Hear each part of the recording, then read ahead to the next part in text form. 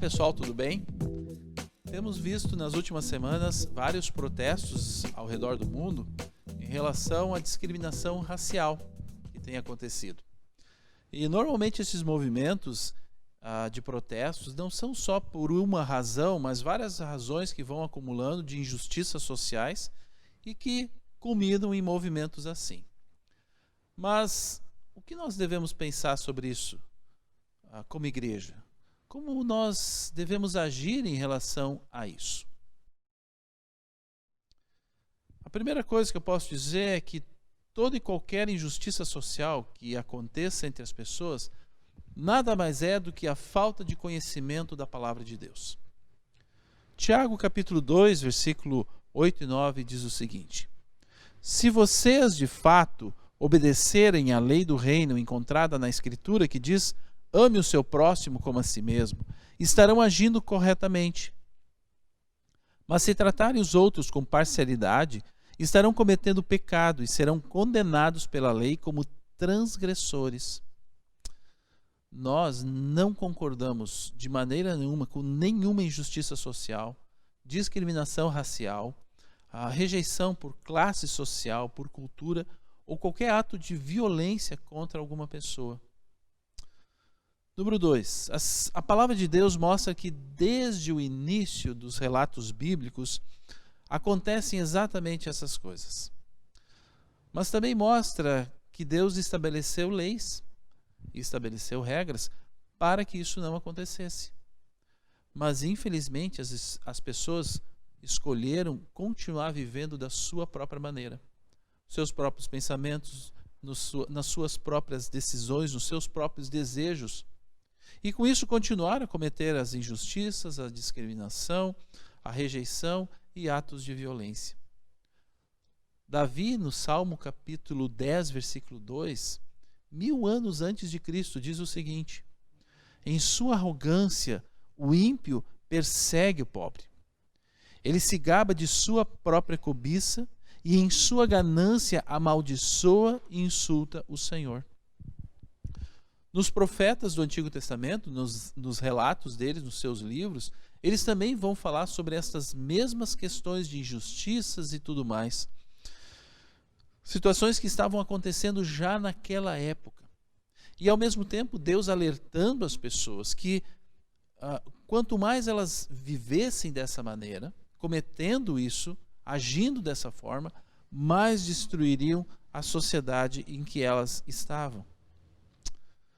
Então, apesar da falta de conhecimento da palavra de Deus, nós também podemos ver nessa mesma palavra Deus agindo, Deus vendo o que está acontecendo e desejando que nada disso acontecesse. Mas o número 3 é muito importante, que é para os nossos dias, que é a igreja do Senhor Jesus. A igreja do Senhor Jesus Cristo, que tem algo a oferecer, uma mensagem muito melhor e muito mais eficiente para resolver todos esses problemas. Colossenses capítulo 3 vai declarar e vai falar sobre o comportamento de alguém que é transformado pela presença do Senhor Jesus Cristo. E por consequência da presença do Senhor Jesus Cristo, uma nova vida. Uma nova maneira de pensar, uma nova maneira de olhar o mundo, valores de vida. E no verso 11 desse mesmo texto, na verdade capítulo 3 nós vamos olhar mais adiante, uma outra oportunidade. Mas no verso 11 que eu quero chamar a atenção para nós e para todos que estiverem ouvindo isso. Nesse capítulo 3 de Colossenses, versículo 11, diz o seguinte: nessa nova vida já não há diferença entre grego e judeu, circunciso ou incircunciso, bárbaro ou cita, escravo e livre, mas Cristo é tudo e está em todos, ou Cristo é tudo que importa. Na igreja do Senhor Jesus Cristo não importa a nacionalidade, a raça, a educação ou a posição social. Essas coisas não significam nada. A palavra de Deus fala sobre amor.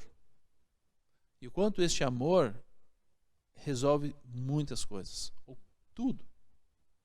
Ele fala sobre o amor, em primeiro lugar, que nós devemos ter para com Deus. Ame a Deus com tudo que tu tem, acima de todas as coisas. Fala também de nós amarmos o próximo como a nós mesmos, nos importarmos com as necessidades do próximo. Não só nos importarmos, mas irmos em direção a esta necessidade, agindo em relação ao próximo, suprindo muitas vezes as necessidades que eles têm por amor a ele. E a terceira questão do amor é quando Jesus fala com os seus discípulos e apresenta um novo mandamento. Ele olha para os seus discípulos, aqueles que fazem parte do reino de Deus, e diz: um novo mandamento dou a vocês. Amem-se uns aos outros. Como eu os amei, assim vocês devem amar-se uns aos outros. E ele diz mais: quando as pessoas olharem esta forma de vocês se amarem uns aos outros, quando eles olharem como vocês se importam, como vocês agem uns com os outros e para com os outros por causa deste amor, essas pessoas vão olhar para vocês e vão dizer: estes verdadeiramente são discípulos de Jesus. E Jesus fala mais um pouco sobre isso. E ele vai declarar: não existe amor maior do que aquele que dá vida pelos seus amigos. Tudo isso em relação ao amor, em relação à igreja, a mensagem que temos, é porque a verdadeira mudança só vai acontecer pela nova vida que Jesus Cristo oferece.